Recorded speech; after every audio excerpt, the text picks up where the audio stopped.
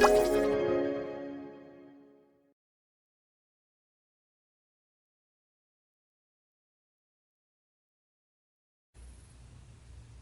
are a couple of passive stretches in the side-lying position.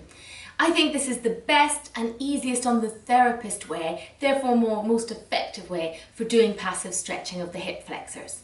Now we're going to be targeting the top leg, so it's really important that we get the client to bend their bottom leg, to flex that knee and hip so that they can support themselves as we move through range of motion with the top leg. So the first thing I'm going to do is remove that pillow and then get them to bend both knees together. Okay, knee up, and just place your pillow on a chair, keep it clean, lovely, and just place both knees on top of each other. Fantastic. So now our bottom leg is stable. The second thing I'm going to do to stabilise is just ask the client to grip the side of the massage table, and that will just help keep their upper body stable as well. So I'm going to lift the top leg, I'm going to lift it outwards, and now toweling here is important.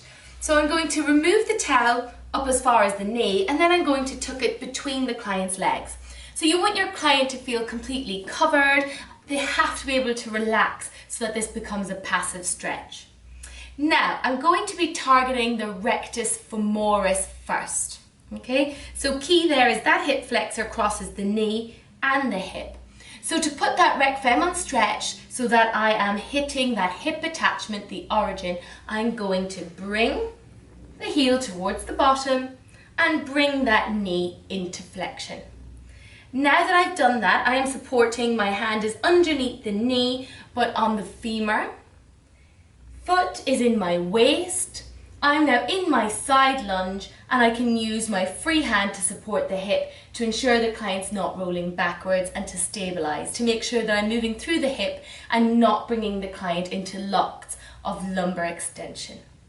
So once we're stable, then we simply just move through that range of motion. You may not be able to go too far, depends on your client's range. And once you get to that leathery end, and before you get into that lumbar extension that we're looking for with this hand, we're just going to hold. Another key thing to note is that you're keeping the hip in neutral. So try not to let the hip drop down into adduction, and equally so, don't lift it up into adduction. So you want to keep it nice and neutral, bring it into a little bit of hip extension and hold.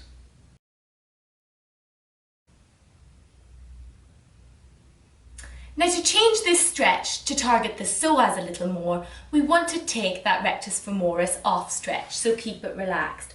So we're going to straighten the leg. Now, it's important that your client feels supported, so I'm going to change my arm that's closest to the bed to support both the lower leg and the upper leg. Okay, so I'm kind of scooping the leg onto my forearm. Free hand still supporting the hip. Now, I'm slowly going to bring the client's leg into extension. I'm looking for that leathery end, not a bony end. There we go. And your client should feel that stretch, so remember to communicate. And then hold for 30 seconds. So a really nice way to keep your client stable, to keep your body mechanics good, and get a lovely stretch through the hip flexors. Sidelying is also a great position for getting into those shoulder muscles, so getting a little bit of internal rotation and getting a nice stretch through the lats. So again, like all of these techniques, your client needs to feel supported so that they can relax and let them go. So I'm going to take the client's arm and I'm just going to hook my arm through their arm. Now, this allows me, by rotating my upper body, to bring that arm into internal rotation and also to bring it above the client's head.